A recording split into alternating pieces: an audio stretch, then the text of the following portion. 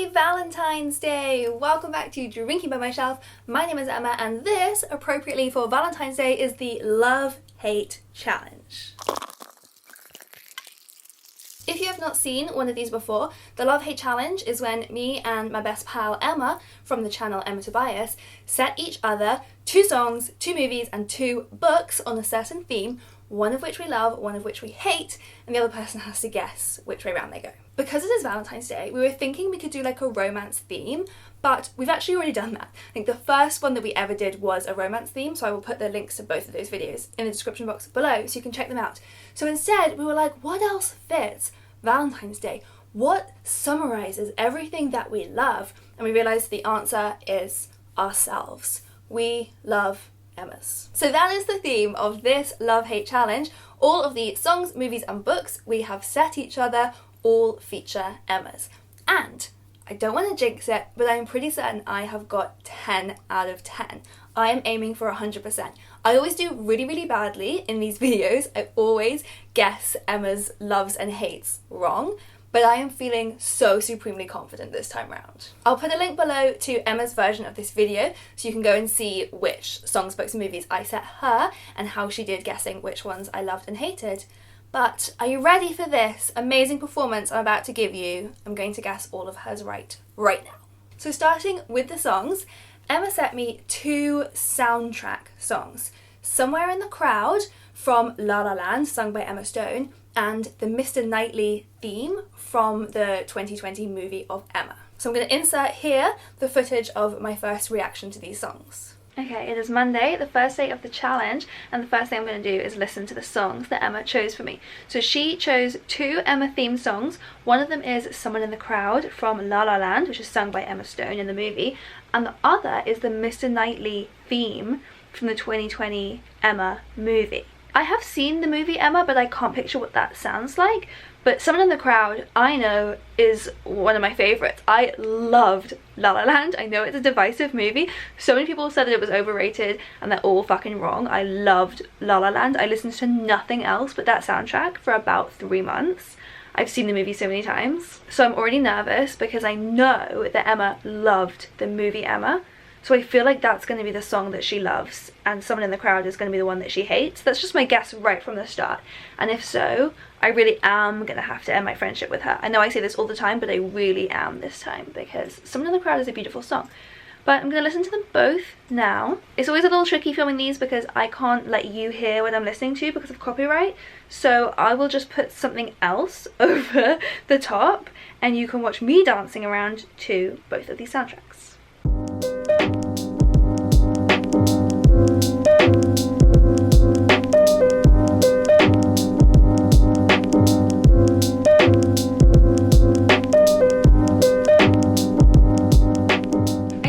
Mixture of like ballet and whatever this leprechaun dancing is. Just go with it. I'm not a dancer, okay?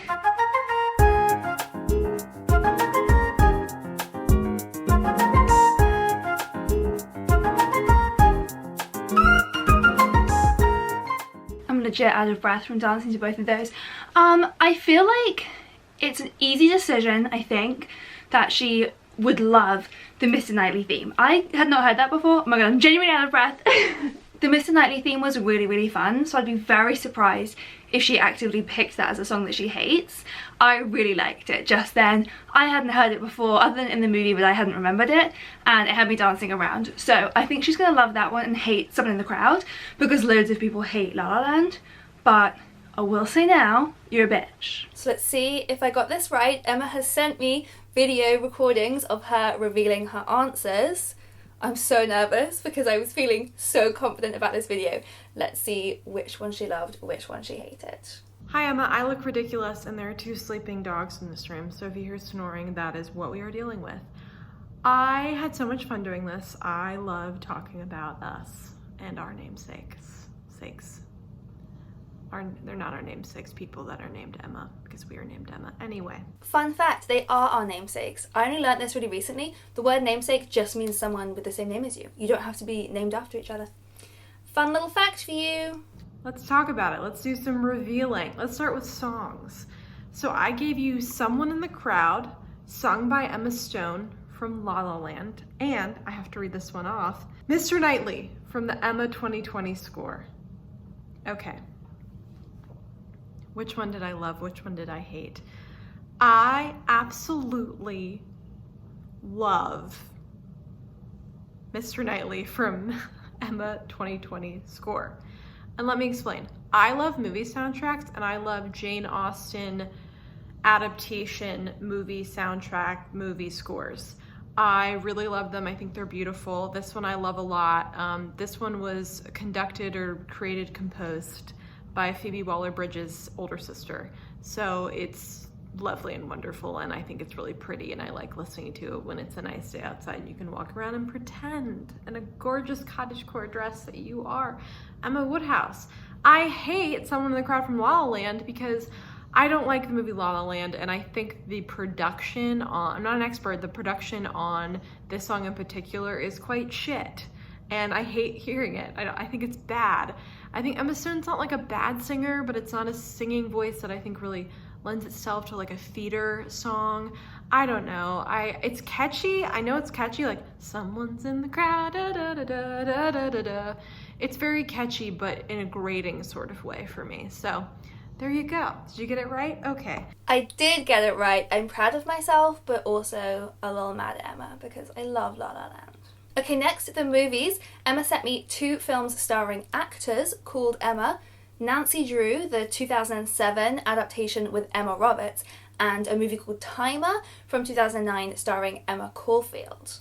So here is my vlog of watching those movies. I'm going to watch the first movie now. It's called Timer. It's got someone called Emma Caulfield in it, who apparently is famous from Buffy, but I've never seen Buffy, so I've got no idea who this bitch is. I'm into this so far. I'm finding it funny. I'm loving this movie. The sister genuinely just said, "Tell me what you did or I'm gonna pee on your bed," which is the most accurate sister thing I've ever heard. Plus it has the hot guy from Hindsight in it. I think this is an A+ movie so far. Cute falling in love montage happening. So here's my prediction. The premise of this movie is that everyone in this world has a timer that gets implanted on your wrist when you're like 14, but some people haven't chosen to have theirs yet, and it counts down until the moment that you meet your soulmate. And our main character, she has had her timer for years, but it's just blank, meaning that her soulmate hasn't installed their timer yet. And she's just met this guy, the hot guy from Hindsight, who does have a timer and is counting down 4 months to go. So he's gonna meet someone else in 4 months. Anyway, they're having a cute falling in love montage. My prediction is maybe they're gonna fall in love and decide they don't care about the real soulmate thing, and they'll both just have their timers removed and decide to be together. Or he will meet someone else in 4 months and he'll go off with them and she'll be very sad, and then anyway she will decide to have her timer taken out and just trust her gut with the next person that she meets. Those are my predictions. But I hope she ends up with the hot guy from Hindsight because he's hot from Hindsight. That was a plot twist I didn't guess. That was the best movie I've ever seen with the worst ending I've ever seen. I'm fully pissed off. Guess you said it was his favourite movie though. Not me. Yeah, you did. Okay, we're gonna watch Nancy Drew. I have a confession. I don't know what Nancy Drew is. I mean, she's a detective. She's a kid detective. RG doing the bends. I don't know if it was originally books or originally like a graphic novel or a TV show. I have no idea. I've never seen any Nancy Drew material in my life. That's gonna make it hard because this is a 2007 movie of Nancy Drew, which I feel like is not the original. And so I don't know if Emma will have like loved Nancy Drew and then watched this and was like, this was a bad remake, or if it's a really good remake. I don't know how faithful it is to the original. I have no context clues for this at all. RG, do you know what Nancy Drew is? Detective? Yeah. She's a detective. That's all I know too. We have established that Nancy Drew is good at solving puzzles. She's like on top of it and fearless. And has great hair. Jimmy Cooper's in this! Nancy Drew, you're my hero. I'm not 100% sure what she's wearing. Guess who's sleuthing? It's like I pointed away the camera because I jumped so hard. That's ridiculous. I'm not a sleuth. She's never heard an alarm clock in her life. They're bullying her and it's not very nice. I bet you would have bullied her if you were there. She's having a hard time. Because I can tell you for sure I would have. You're not like other girls to her, and she smiles. Other girls are cool. Hello? We're cool. So that was that. I thought that was a cute movie. I did really enjoy it. I have no idea if it's a good adaptation. I thought it was very sweet, but also in a like very cheesy way that I would never watch again. So this is the one that I'm the least certain about. I know I said I was feeling very, very confident, and I still am sticking to my guns. But the risk here is the fact that, as I said, I don't know anything about Nancy Drew, so it's possible that this is just a very, very bad adaptation, and so Emma might hate it for that reason if she's a big Nancy Drew fan. However, that being the risk, I am going to guess that Emma loved Nancy Drew because it was a very fun, sweet movie.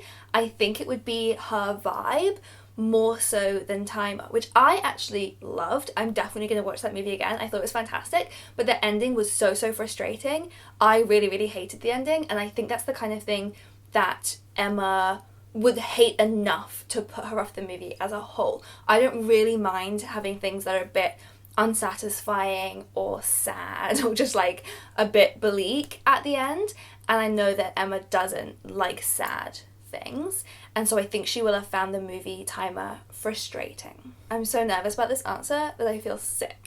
I really don't want to be wrong. Let's talk about the movies. I gave you Timer, which stars Emma Caulfield, who's best known for being a character on Buffy the Vampire Slayer, and I gave you Nancy Drew, which stars Emma Roberts.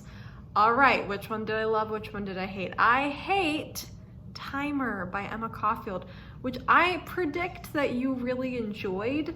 Maybe, I don't know. I really don't like that movie. I watched it probably a decade ago on Netflix when Netflix was first starting to let you like stream stuff, and I was like just watching whatever weird indie movies that were on there that I can get my hands on, which were the ones on there. Anyway, Timer is like a weird science fiction film. I thought it was like pretty heavy and depressing, and I remember just being like, I don't understand this movie. I don't remember a lot about it, so I could be completely wrong about what it's about, but I just remember having a visceral reaction of really disliking it and it not being a movie I enjoyed.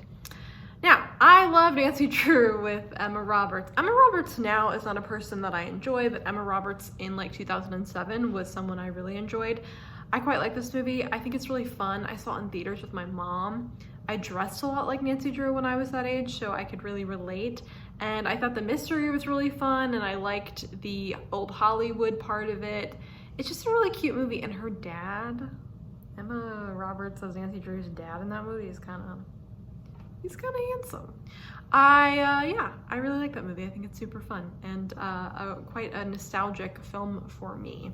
Okay, thank God. I was feeling very nervous about that. Also, like, love how well we know each other. Emma knew that I would love that movie, and I knew the reasons why she wouldn't love that movie. That is friendship. Okay, finally moving on to the books. So Emma actually sent me 2 books by the same author, Emma Straub. I have never read this author before, but I've seen her name all over BookTube. So she gave me these 2 books, The Vacationers and Modern Lovers. These 2 books are quite similar in their vibes and their style, but I feel like 100% sure that I know which one Emma loved and which she hated. So here is my vlog of reading them. Well, hello. I look like a 1940s housewife. I'm trying the infamous dressing gown cord, curling your hair without any heat or products trick. It's already fallen out a lot and I haven't even got into bed yet. Well, that's a lie. I'm in bed right now, but I haven't even lain down yet. So I don't know what it's gonna be like when I wake up tomorrow. I think that this dressing gown cord will be on the floor. Anyway, that's literally not what you're here for. It is Wednesday night and I'm only just starting the first of the books for this challenge. The ones that I ordered literally never arrived, so I just got a refund from them because apparently they're lost in the post, so I've got it on my Kindle. So I'm going to start now. So I'm very late with this challenge, but I know for a fact that Emma is too, so we're all good. I don't know which one to start with. Should I look up what they're both about?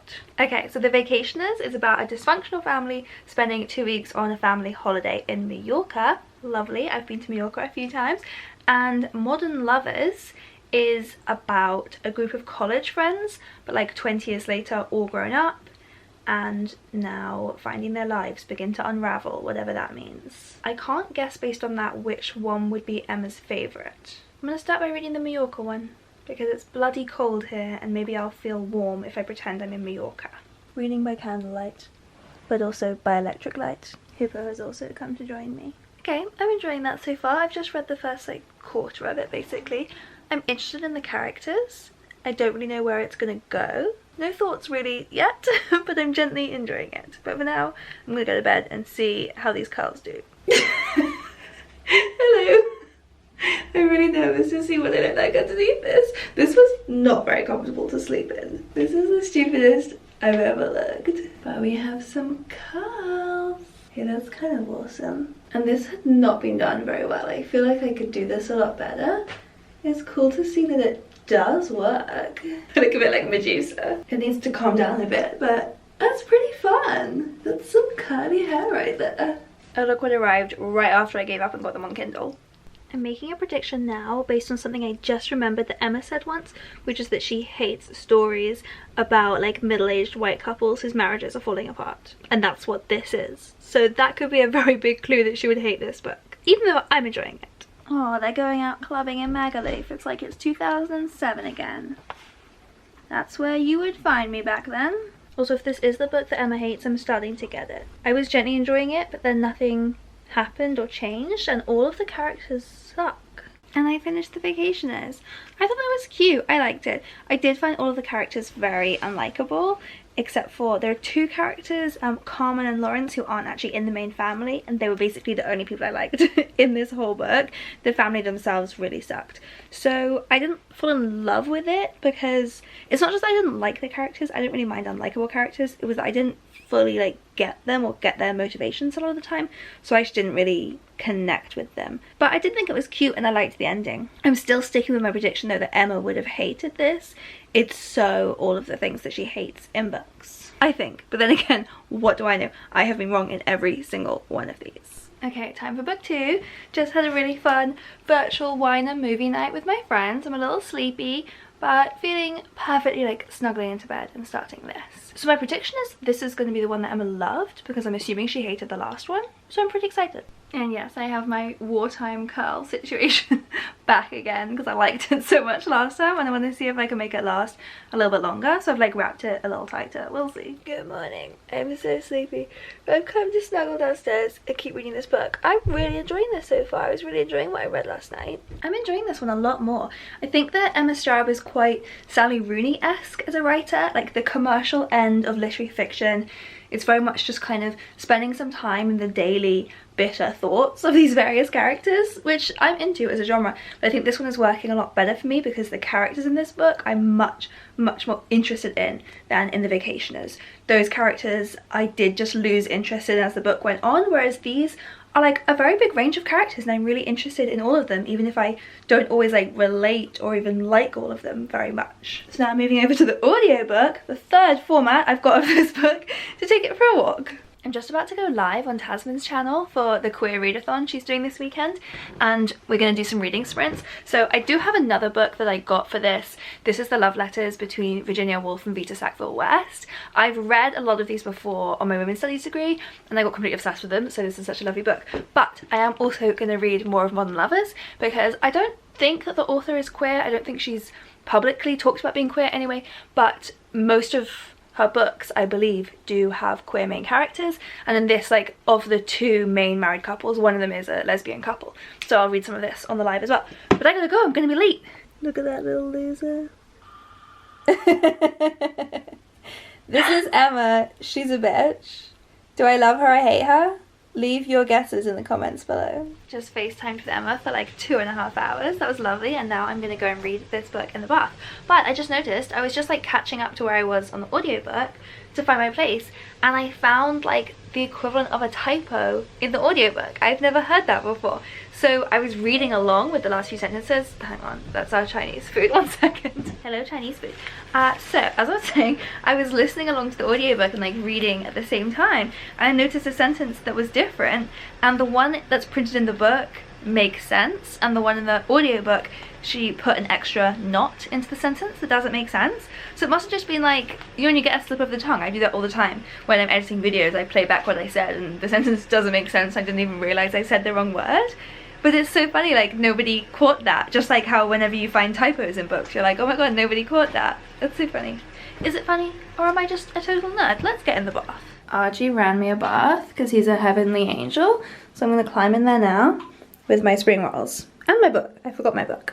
Okay, now I have to do a deep dive, that was a lovely bath by the way, and see if Taylor Swift has read this book, because there was just an exchange in here which I feel like could potentially have inspired the song Cowboy Like Me.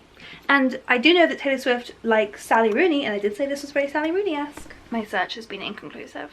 Just lay in bed finishing the book. I really enjoyed that. That was great. So I definitely think that's going to be one that Emma loved. But even more excitingly than that, look what's happening outside the window. Okay, I hope it's still happening. It is! It's snowing! I'm gonna go play in the snow. So, without a doubt, I am predicting that Emma loved Modern Lovers and hated The Vacationers. Even though they are similar books, this one I feel like has everything that Emma dislikes in a book, whereas this one had more interesting characters, it had more of a plot, so it took the vibe of this and pushed it into somewhere more interesting. That said, I really enjoyed both of these books, but Modern Lovers was definitely my favourite of the two. Okay, let's see what Emma says. Okay, let's get to the final part of this, which is books. I gave you 2 books by one of my favorite writers, Emma Straub. One book was The Vacationers, which is one of her very first books, and the other book was Modern Lovers. Let's make sure that I am right. Emma, you can cut this bit out. I'm not going to.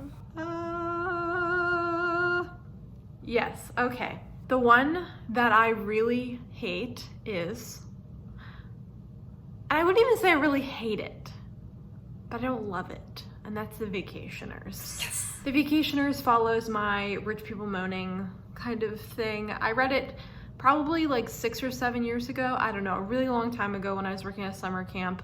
And I was working at a summer camp full of rich children, so it kind of added to that. I just thought it was really boring, and I thought it didn't do anything interesting, and I didn't super enjoy the experience of it. I think it's like a really readable book, and I think it's like well written, but I was bored and annoyed while reading it. Unlike Modern Lovers. Yes, Modern Lovers is about people who, you know, are sort of more well off, and there's a level of this book kind of talking about gentrification, if I remember correctly. But I think it's a book that's quite interesting, and I like how flawed the characters are, but how likable they still are. It's not my absolute favorite Emma Straub book, but it is one I really do love. All Adults Here, which is her last book, is my favorite. That book is so good. I really enjoyed it though, and I thought that it did what it wanted to do very well. So, were you successful? Did you get it right? I feel like this is the best chance for us to be right. I feel like we could be right on all fronts. I'm hoping. I tried to make it a little easy for you, and I hope it was obvious for you, or you didn't overthink it. Okay, all right. Love you. I am thrilled. 10 out of 10, that has never happened before. But also in general, this has been my favourite round of this challenge, because as you will have seen if you've watched all of them so far, a lot of the time for both of us, we have spent a lot of time during these challenges reading things or watching things that we have hated, and it has involved a lot of suffering for both of us. Whereas this time around, I enjoyed every single thing I had to listen to, watch, or read. Like, the Nancy Drew movie isn't going to be my favourite movie of all time. I'm probably not going to reread The Vacationers, but I really enjoyed those experiences. And Modern Lovers is a new book that I'm actively going to keep and revisit, and I'm definitely going to watch Timer again because I really enjoyed that. Even though I hate the ending, I kind of feel like maybe the ending was super clever. I'm not sure. It's either super clever or super stupid, one of the two. So thank you to Emma for finally not giving me a terrible time. That was really swell of you, and I hope that you had the same experience with everything that I set you this time around. I will leave links below to Emma's version of this video, but also all of the love-hate challenges that we have done before, so you can catch up if you missed any of them, and I will see you next time.